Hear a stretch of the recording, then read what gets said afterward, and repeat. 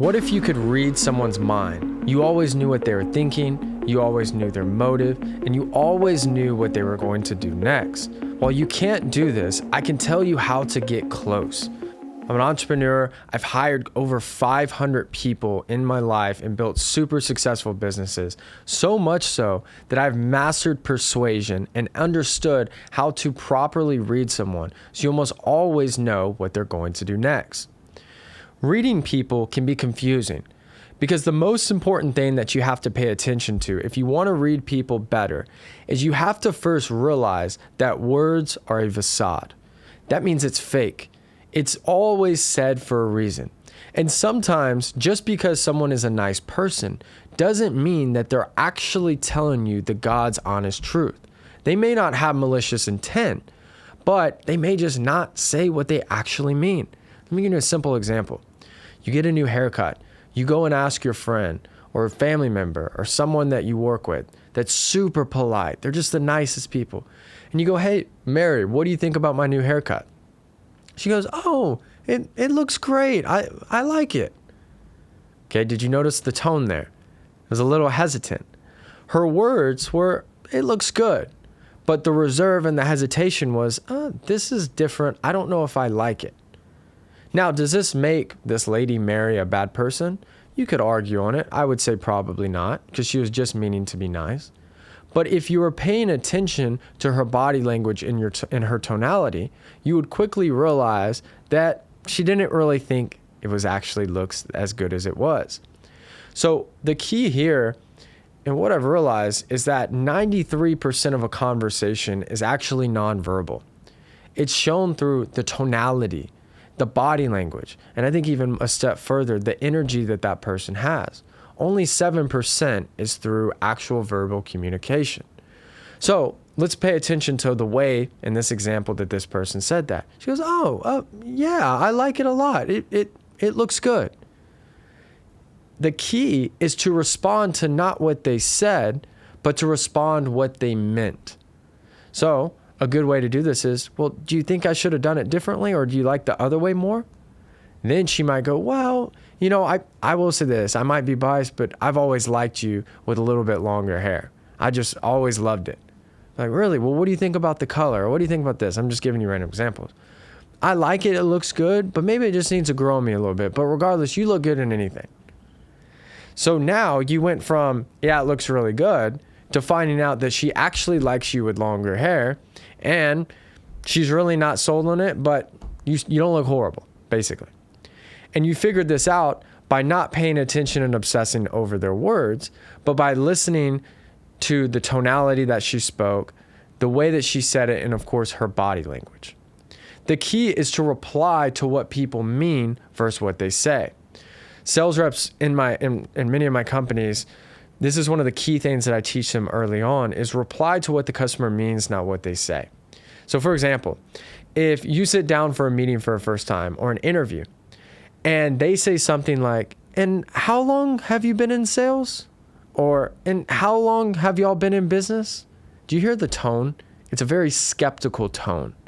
Do you see my face? I'm kind of like squishing my eyes. I'm like, wait, how long have you done this? It's a very skeptical kind of persona. What they're saying is, hey, you don't seem like you know what you're doing. How long have you worked here? Or, "I've never heard of this company. It doesn't really seem legit. Are y'all worth a damn? Or am I wasting my time?" That's what they're saying. They're just kind of being nice. I think it's a little rude, but they're just trying to their best to be nice. So instead of replying, "Oh, I've been 3 months," or like 5 years, you need to reply and put some respect on your name. So it'd say, "Yeah, great question. We've been in business 12 years.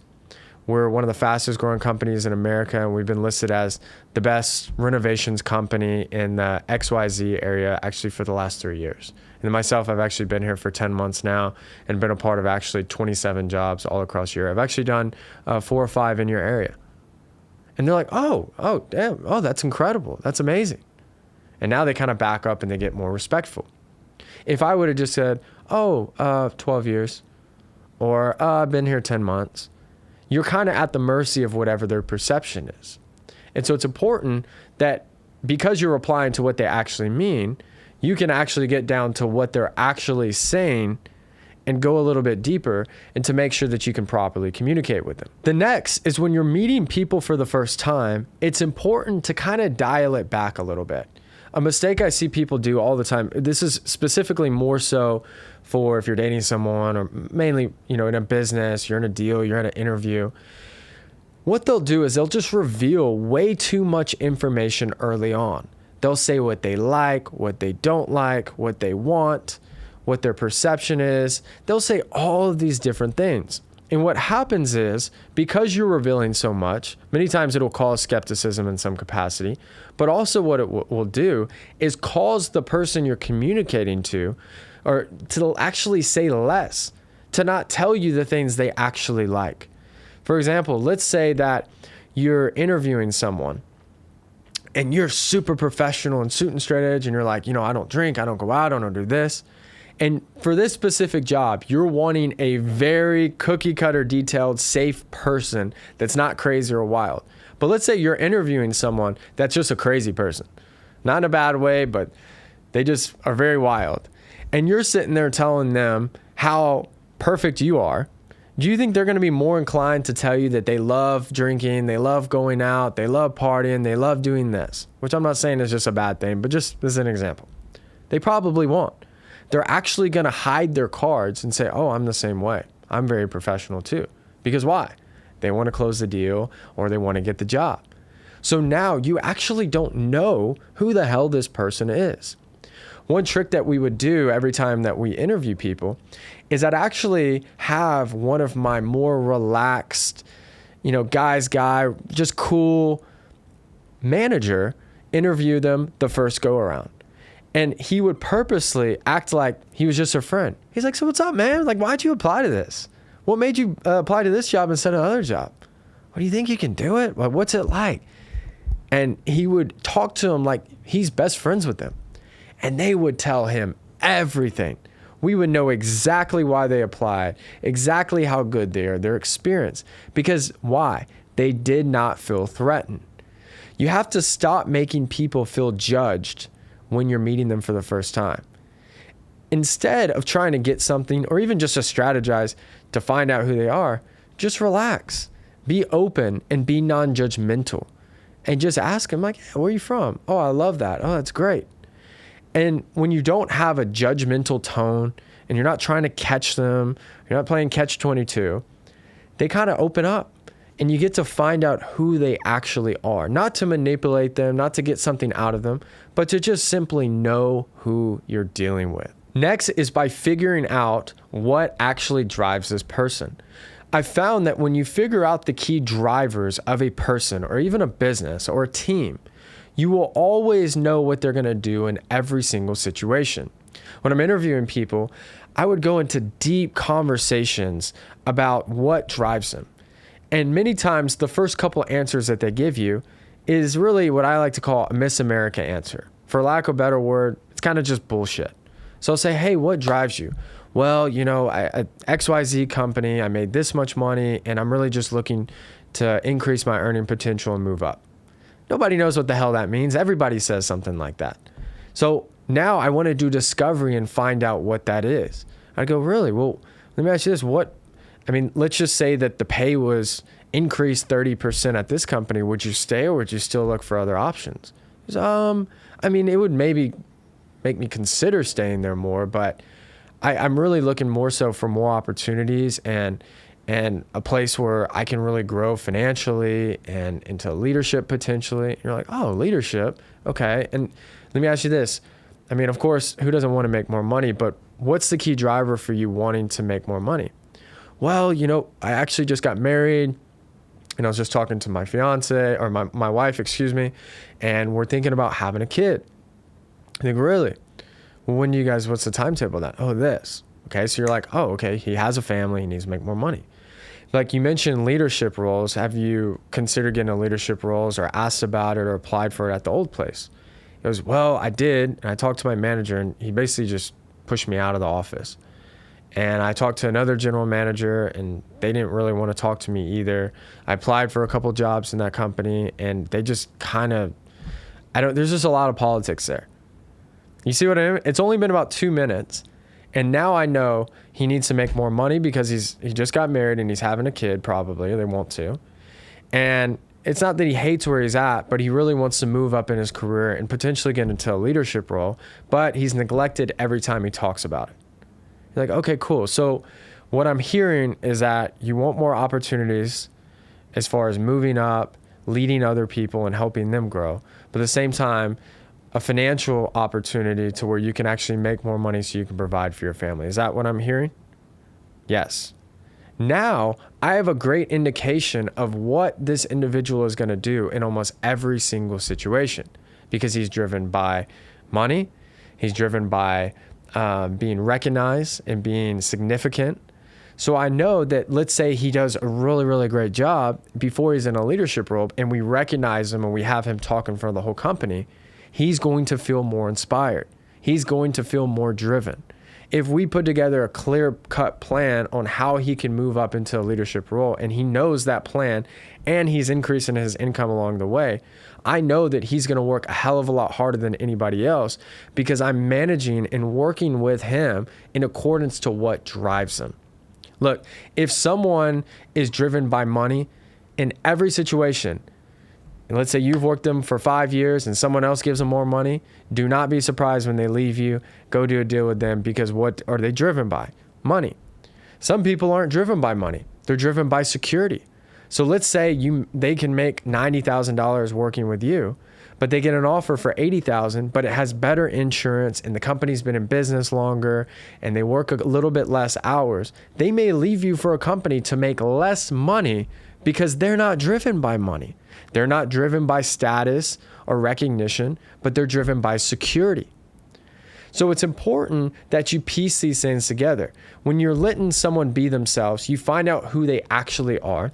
When you don't control them early on in the relationship, you get to see what the hell they actually want by their actions. And then lastly, when you find out what actually drives them, then you typically can put them in as a character into any situation, and you'll have a really strong idea on how they'll react and the moves that they'll naturally make based off their character profile. And what happens is, when you've experienced being around so many people, whether it's in business or your personal life, you start learning trends. And what I found is that people kind of fall into characters. People just generally do very systematic things. I mean, for the most part, depending on where they grew up in a very similar school system, in very similar neighborhoods, typically in probably a very similar country with very similar culture. And so people aren't as complex as you think. What makes it complex is that two things occur. Number one, you have wishful thinking. You hope that they're going to be better than, maybe they actually are. The next thing is you just really need somebody. You really want to date someone. You really need a friend. You really need you really need a person for this specific position. And so you hope that it's going to work out. And that wishful thinking causes you to not pay attention to the logic that you need to actually read them and know who the hell you're dealing with. And then the second thing is obsessing over their words. Look, your word means nothing until that word is proven. Are there some people that when they say something, you need to respect it and you know that they're not playing? Yes. But my thing is, you don't need to give them a 60-day trial and be like, I'm going to believe everything that they say just because they're new and I'm a nice person. No, it should be the opposite. They should prove that their word matters. Now, give them a loose leash, let them do their thing so you see what their intentions are. But you need to test. When they say they're going to be there at 9 a.m., are they actually there at 9 a.m.? If they say they're going to call these people tomorrow at 3 o'clock, do they actually do it? You start noticing trends. And what's cool is when you find out and you start realizing these four areas, you start noticing the key driver that I think really marks who they actually are and eliminates all the guessing game, is you start noticing behaviors, actions, and most importantly, trends. When someone is making a consistent action towards a specific area over and over and over again, you start connecting the dots backwards, and it's easy to figure out why they do what they do. Now, a lot of times you give people more credit than you think, and you think that they're smarter than they are. You think they plan this lavish plan, mastermind, but many times they're just reacting to what? Their core needs and core beliefs. And so you've understood what actually drives them. You've understood what they like, what they dislike. You've watched their actions to see where they've gone, and you've discovered the trends. You now know officially who you're dealing with. And most importantly, to finish this off, is trust them when you find out who they are. If you meet a snake, you trust that the snake is a snake, and it comes with whatever it is dealing with snakes. Don't be afraid when the snake bites you. Same thing goes for every different type of person. When they show them, cut that part out. When they show you their true colors, trust them to be themselves. Hope you guys enjoyed this YouTube video. Make sure to like, subscribe, and comment, and share this with a friend that you can help out. And I hope to see you guys soon.